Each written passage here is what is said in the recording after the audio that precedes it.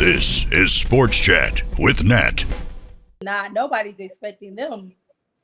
He was 17 of 28 for 181 yards, 4 touchdowns, 0 interceptions, and a passer rating of 119. Like, wow. And the Panthers got rid of him. Well,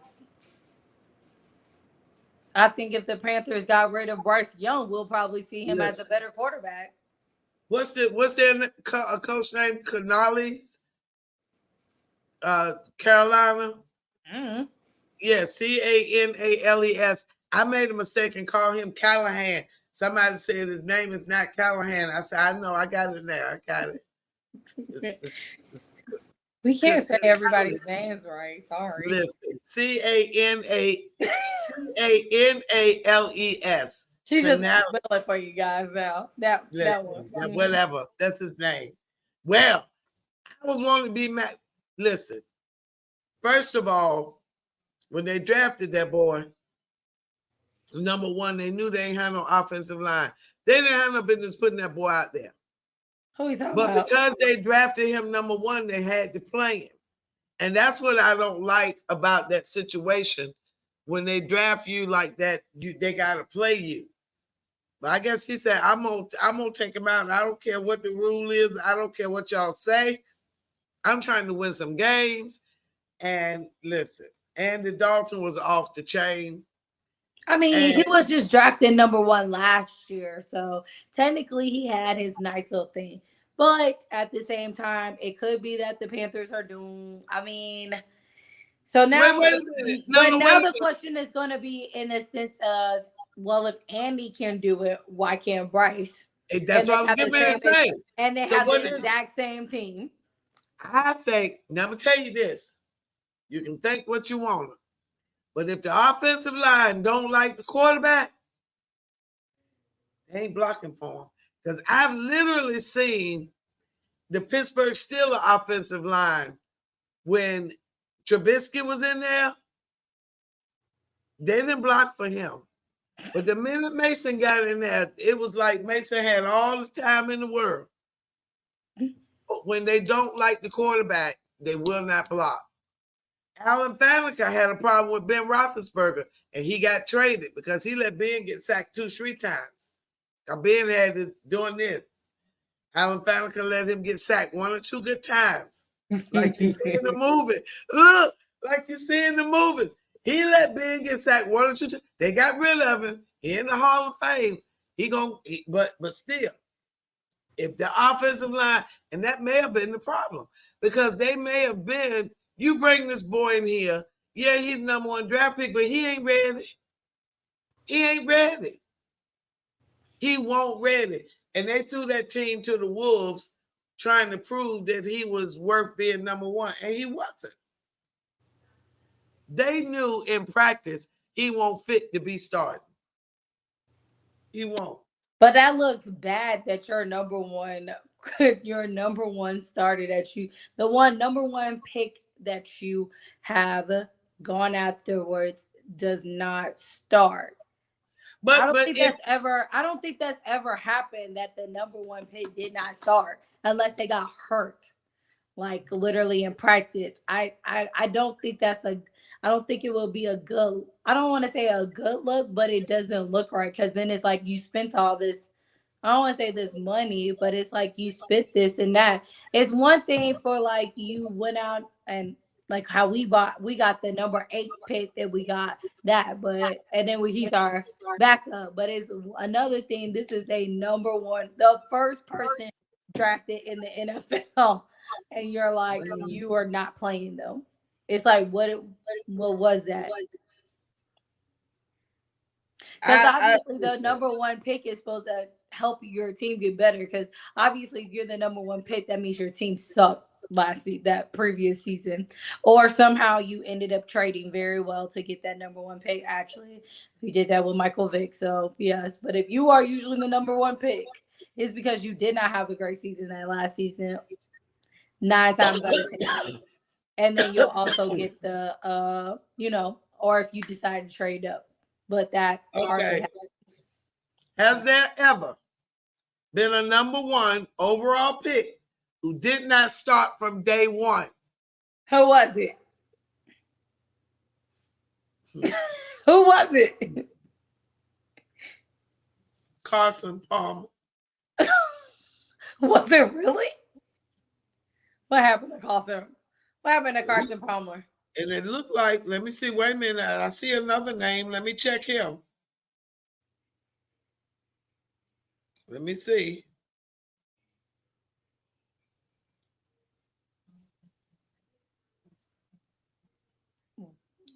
Let me make sure before I say it. Number 1, Alex Smith did not play. He wasn't the number 1. He was the number 1 pick.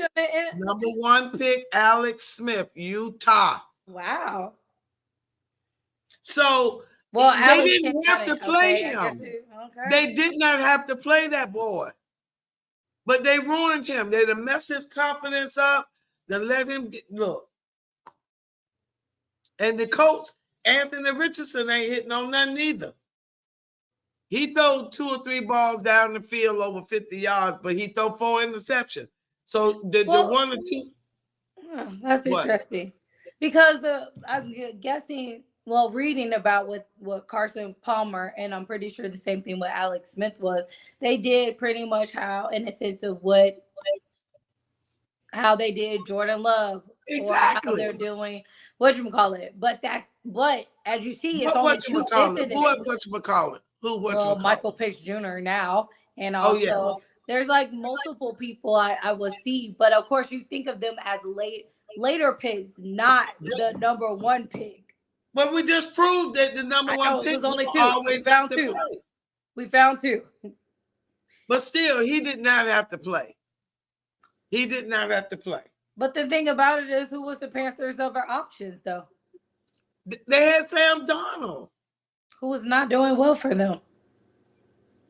Well, he's doing good now. So was it the offensive line or what? Once again, as I said, I think was it the coach? I don't know.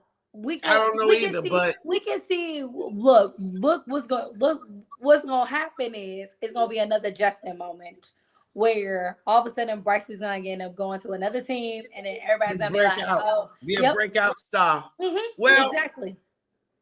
It's the all right. So is that all the upsets? Is that all the upsets and all the things we want to talk about from last week? No, because I have to do a major shout out. Okay. To this moment right here.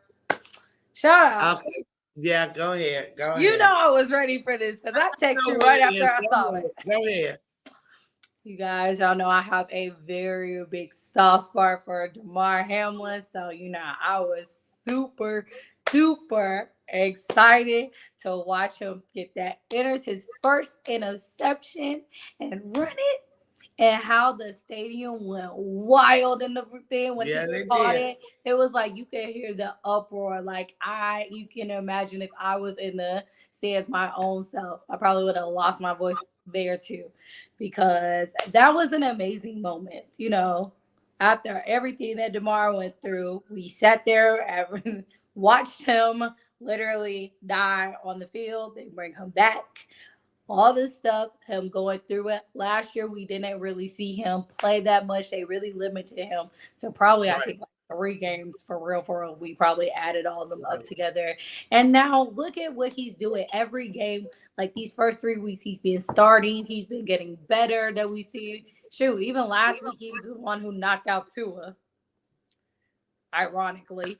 And then this week, he's getting interceptions. Like, oh my gosh. And everybody was so excited. I'm pretty sure people were crying. I was not, because I'm not crying like that, but they were talking about it. And I think it was even probably more exciting for the commentaries because, of course, he got hit on a Monday night.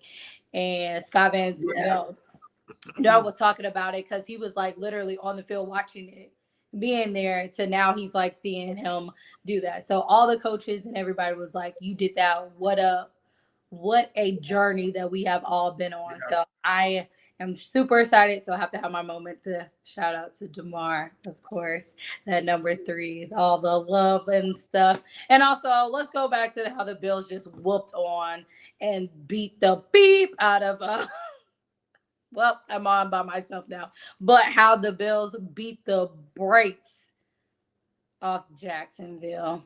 47-10. That was wow. Hey, Miss Adler, you're back. But yeah, Josh Allen. Wow. I don't even know how many different receivers you threw to, because that's how many you was doing some. You was showing us receivers I didn't even know you had. You know what I think the problem with him and Stephon Diggs is that thing with that number 1 receiver, number 1 pick. He wanted all the balls, and him being double teamed, he wasn't catching the balls, so it was killing the team. It was killing the team. So that's why he's able to spread it around now, because there's no Stephon Diggs, and he sure ain't helping the doggone Houston Texans. So anyway, go on. But yes, back to the Bills. They was doing it. So I also think it is a nice Josh is over here trying to give us a nice little FU for everybody who says that he is not things, probably to including us too. But hey, I'm excited to watch. I don't really what you call it, but hey, he literally, I think that was probably a little chip on his shoulder. It was like, y'all think that I'm not that. I'm gonna show you that I'm the ish. And hey, props up to you. I ain't mad at you. Keep on making us stick our foot in our mouths, because we over here said that you wasn't, top 10. It's all right. It's all right. But hey, it sure is. I'm gonna say, Josh, you start off great, but I'm on. Let's see what at the end of the year. I always see you do it well at the beginning, but let's when we get to about week 10, that's when I want to see you. If I'm still sitting my foot up about 10, 12, even playoffs, then I'll be like, all right, you got it. I'm gonna give you a round of applause, and I'll be like, you did it. But once again, this is only week 3, and I expect you to be this great in week 3. Yeah. But let me see you in week 10 and on. I digress. We thought the Cardinals were gonna beat the Lions. I did, but it wasn't really an upset for real. I mean, the Lions. Not really, because the Lions should have won. They should have won, but because they were a little, they a little off. It's whatever. So they did good. Mean, same thing that we skipped over we kind of skipped over the Dolphins and the Seahawks. Well, yeah, Geno was good. Geno had a good game. He's getting back to his high completion percentage spot, but they look good. The Dolphins, I mean, Tua went with them. Yeah, he went. He was on the sideline. He's going to be back out there. I know he's going to be back out there. He better put a Guardian cap on or something. He better do something. Listen. Sorry, because when I think of that Guardian cap and him playing it, I just really think of it. Shut up. I'm sorry. If you guys on it. My daughter asked this question, and I want to ask the same question. Why they can't put that on and why they can't put the extra padding on the inside? They already got position-specific helmets. Why not put the extra padding on the inside of the helmet? Because without it, the hard part of the helmet is still hitting the brain. The head, and so I'm sorry. You can put a man on the moon, and you can build all kinds of cars and drones, but you can't build a helmet. You know what also is interesting is, why is it that these players, when they but that also attests to with these helmets, why is it their helmets fall off? Because there were multiple times in the game yesterday, I'm going to go back to Drake London, where I was like, boy, your helmet comes off too many times, and your hair is not that coarse. It's not coarse at all. Either they're not snapped all the way. Which I don't like Steph Curry. You know how Steph Curry plays with his mouthpiece hanging out of his mouth? maybe they're not fastening their helmet. Some of them, the helmet don't look like they fit. So Casey Hampton always looked like this is not supposed to be a fashion show for you guys. We don't see y'all's faces anyway until you get. So, but I think they should fit, and I think they should be secure. Of course.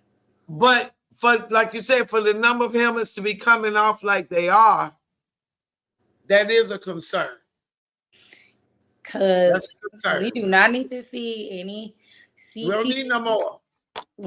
We don't need to see any more concussions. Anybody coming out with CTE when they die right before. Because please, have you seen any interviews with Antonio Brown? Not anything recently, but I know he has CTE. I would not be surprised. The only thing is he has not done anything. He needs somebody to walk with him. You know how when you go to an appointment, they say, is anybody going with you? He needs somebody with him. I would not be surprised if all of a sudden when he dies, whenever that will be, hopefully very, very, very far in the future. Not anytime. Something ain't right with that boy. Something ain't right. We would find out that he has CTE, and I hope that nothing. He might have a little touch of it now. Oh, speaking ain't no little in it.